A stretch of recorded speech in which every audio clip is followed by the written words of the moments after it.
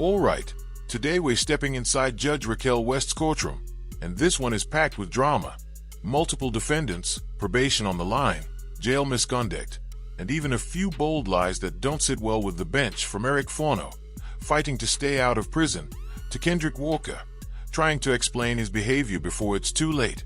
Every word spoken here could decide years behind bars. And trust me, Judge West isn't letting anything slide.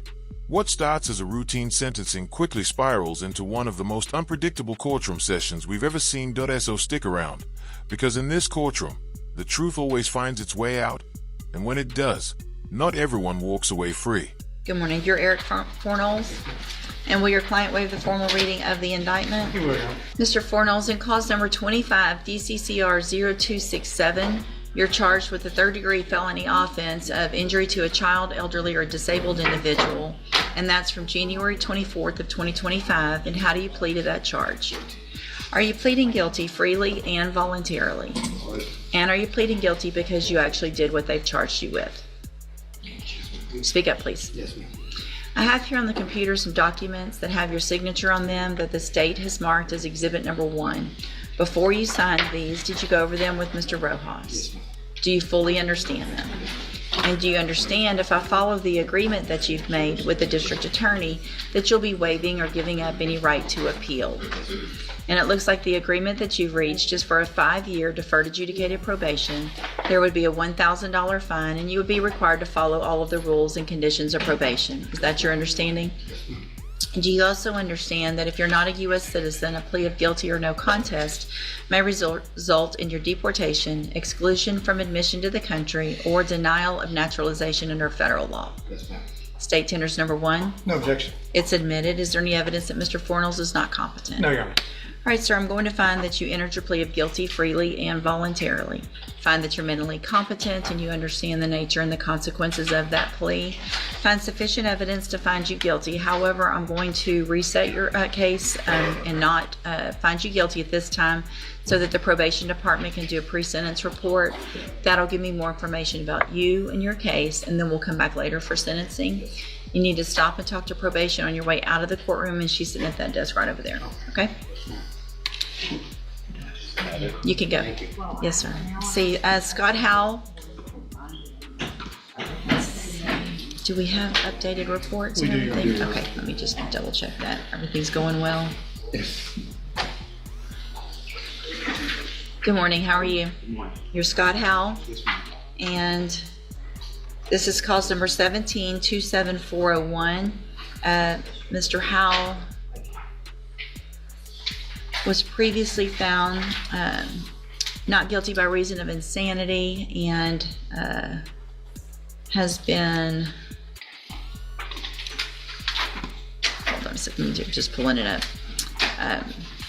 allowed to be in outpatient treatment for quite some time now, and so we're here for our yearly check-in.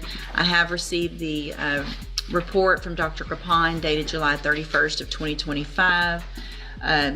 Looks like everything is going well and there aren't any issues, and he recommends continued treatment in the way that we've been doing with regard to outpatient treatment. Is there any other evidence, Mr. Nichols? Nothing from the state, Your Honor. Mr. Rojas? No, Your Honor.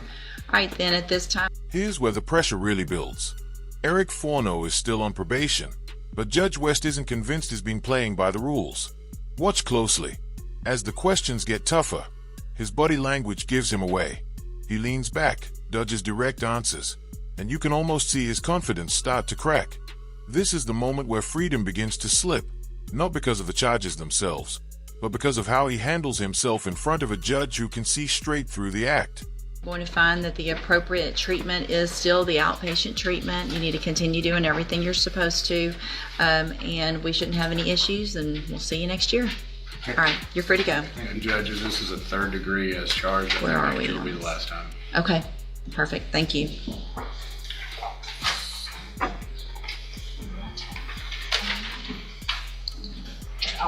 It's just a redo from the last. She can look at that. We can just do the same thing. Oh, it's a year. Okay, thank you. Yeah. It's technically the year civil commitment. It's just outpatient. So is Mr. Samuel. Mr. Rennick, are you ready on your sentencing? Yes, Your Honor. On Kendrick Walker.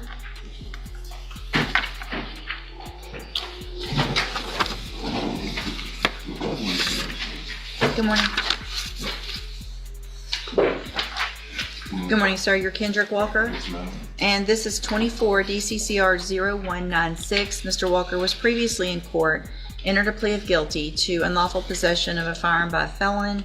I've received the pre-sentence report. Has everyone had an opportunity to review the report? We have.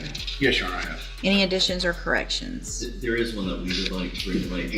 We spoke quite a bit this weekend. On the defendant's version, there was a little bit of an inaccuracy. Mr. Walker had specified that when he was in the vehicle, he did not put the firearm in the vehicle, but he did learn that there was a firearm in the car and realizes that he should have gotten out of the vehicle and left at that point. Okay. So that was kind of just a little unclear with that. So we wanted to just clarify that.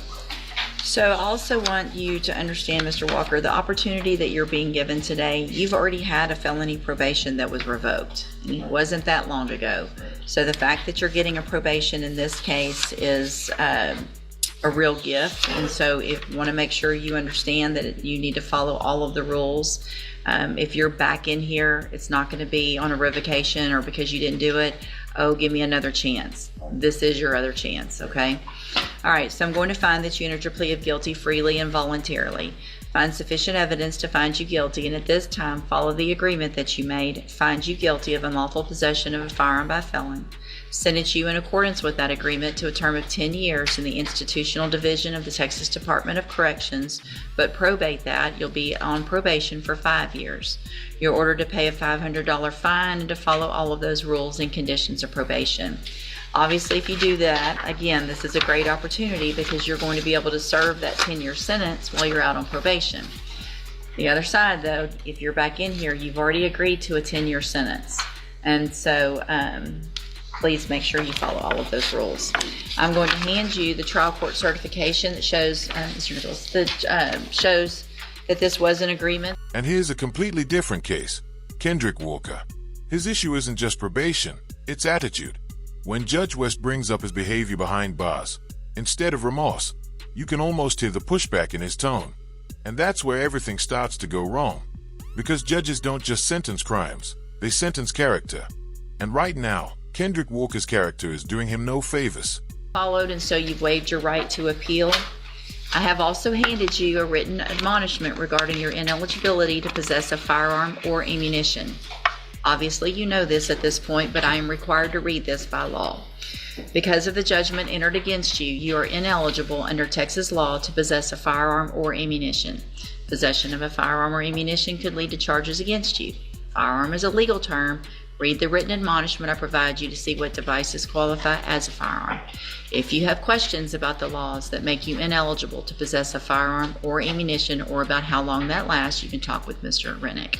And again, as you can tell, it doesn't even have to be yours to be in possession of it. You can't be in a car with a gun, in a house with a gun, anything like that, okay? All right, have a seat here in the courtroom. Probation will call you up when they're ready to go over your paperwork. Thank you, Your Honor. Thank you, Mr. Rennick. Mr. Franklin, you have Ray No. Yes, Your Honor.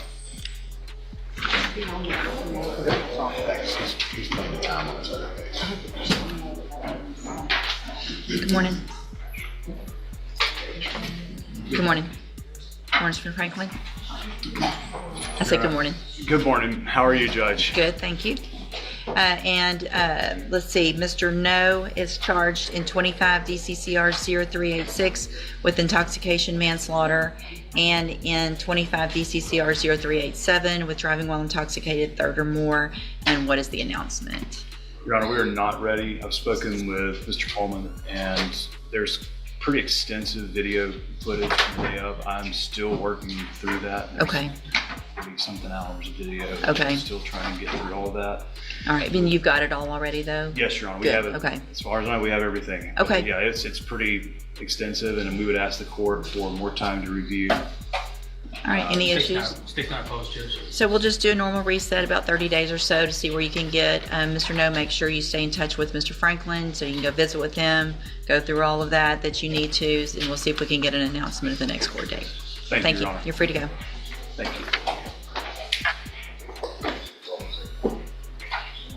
Ms. Holmes, you have Isaac Talley sentencing.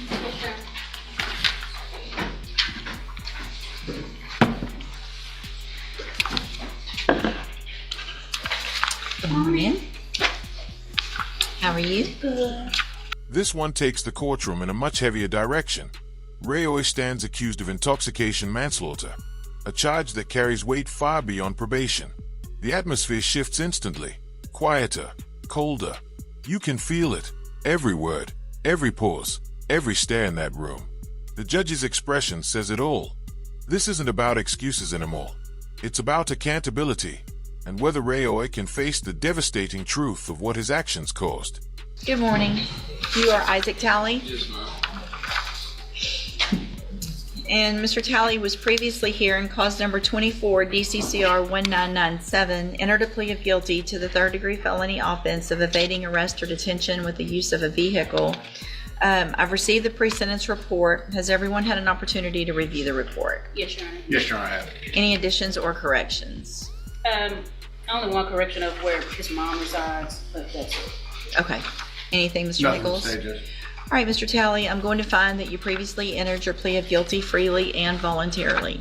Find sufficient evidence to find you guilty. However, I'm going to follow the agreement that you made with the district attorney and defer all proceedings and place you on probation for 3 years. You're ordered to pay a $500 fine and to follow all of the rules and conditions of probation. If you do that, this is an excellent opportunity because you don't have a felony conviction on your record. And at the end of the probation period, if you're successful, the case is actually dismissed. You'll never be a convicted felon, which is a very big deal. The other side of that is if you violate any condition of probation, you can be brought back into court, found guilty, so you become a convicted felon, and I could sentence you to prison anywhere in the punishment range, which is between 2 years and up to 10 years in prison. Do you understand? Also, a part of your probation is going to be that you're required to get your GED. I'm going to require that you start that process within 30 days. It's important to me. It should be important to you. It will help you in your future to get that taken care of. And so if you don't, it's a violation of your probation. You could go to prison just for not doing that. So obviously you need to take that very seriously, okay? I'm handing you the trial court certification that shows this was an agreement that I followed, and so you have waived your right to appeal. You need to have a seat here in the courtroom. Probation will call you up to her desk when she's ready to go over all of your paperwork. All right, good luck to you, sir. Thank you, Ms. Holmes. Thank you. See, I think Mr. Jeffries was doing paperwork, right? He had a tablet. I think so.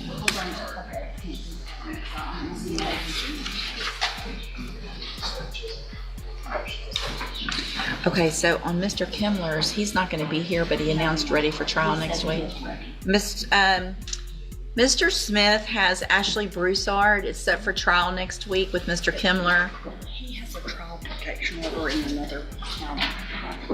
He does? Stand up. Stand up. All these trial protection orders. And were we going to make the defendant be here or no? I didn't tell him. Ashley Broussard? Okay. Ms. Broussard, just stay in touch with Mr. Kimler. He's going to let you know in your bondsman if you need to be back for trial next week, okay? He could tell him Orange. He could tell him Orange has a trial protection on beginning the 27th. What day's? The 27th is... Wednesday. So that's it. What you've just watched is the full spectrum of justice inside one Texas courtroom, under the steady hand of Judge Raquel West. 5 defendants, 5 stories, all connected by one truth. The courtroom doesn't care about excuses, only actions. Think back to Eric Forno, probation on the line, yet every answer raised more doubt. The moment the judge caught that shift in his story, that's when the real sentencing began. Then Kendrick Walker, a case where attitude spoke louder than words. Inside a courtroom, that's the fastest way to lose every chance you have. And Ray Noy, his case carried the heaviest weight. intoxication, manslaughter, tragedy, loss, and the kind of consequence that doesn't end when the hearing does. Compare that to Isaac Thalley and Scott Howe, each standing under the same light, trying to balance truth with self-preservation. One by one, Judge West cut through the stories and got to the heart of the matter. In her courtroom, accountability always wins. Whether it's a small probation slip or a life-changing charge, the standard never changes. Honesty, responsibility, and respect. Anything less, and the gavel comes down hard. So the next time you watch a case unfold, look beyond the charges. Watch the faces. Watch the silence. Watch how fast arrogance or a single half-truth can rewrite a person's life. That's the real power of this courtroom, and why every moment here matters. If you found this breakdown powerful, make sure to subscribe, because the next session might just shock you even more.